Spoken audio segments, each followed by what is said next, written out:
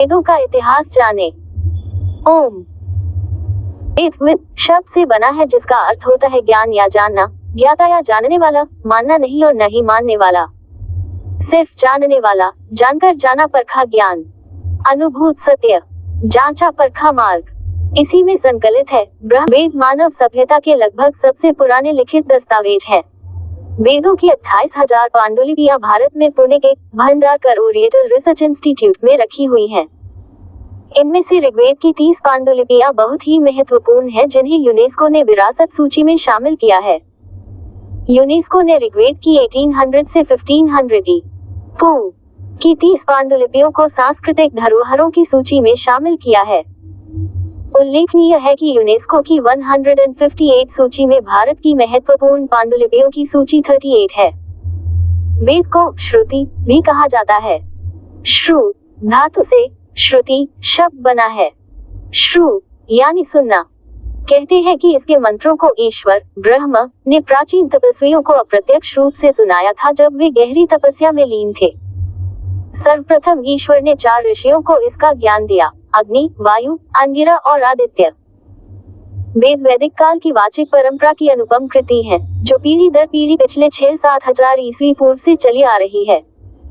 विद्वानों ने संहिता, ब्राह्मण, आरण्यक और उपनिषद इन चारों के संयोग को समग्र वेद कहा है। ये 4 भाग सम्मिलित रूप से श्रुति कहे जाते हैं। बाकी ग्रंथ स्मृति के अंतर्गत आते हैं। संहिता मंत्र भाग। वेद के मंत्रों में सुंदरता भरी पड़ी है। वैदिक ऋषि जब स्वर के साथ वेद मंत्रों का पाठ करते हैं तो चित्त प्रसन्न हो उठता है। जो भी सस्वर वेद पाठ सुनता है मुग्ध हो उठता है।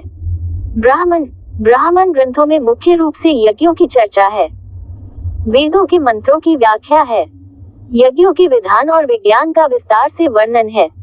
मुख्य ब्राह्मण 3 हैं: 1 ऐत्रेय, 2 तैत्तिरीय और 3 शत। आरण्यक 1 को संस्कृत में कहते हैं अरण्य। अरण्य में उत्पन्न हुए ग्रंथों का नाम पड़ गया। मुख्य आरण्य 5 हैं: 1 ऐत्रेय, 2 शानखाल, 3 बृहदारण्यक, 4 तैत्तिरीय और 5 तवलकार। उपनिषद को वेद का शीर्ष भाग कहा गया है और यही वेदों का अंतिम सर्वश्रेष्ठ भाग होने के कारण वेदांत कहलाए। इनमें ईश्वर, सृष्टि और आत्मा के संबंध में गहन दार्शनिक और वैज्ञानिक वर्णन मिलता है। उपनिषदों की संख्या 1180 मानी गई है, लेकिन वर्तमान में 108 उपनिषद ही उपलब्ध हैं।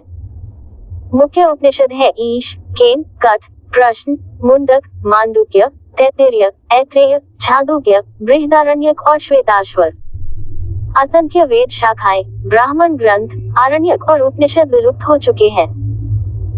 वर्तमान में ऋग्वेद के 10, कृष्ण यजुर्वेद के 32, सामवेद के 16, अथर्ववेद के 31 उपनिषद उपलब्ध माने गए हैं।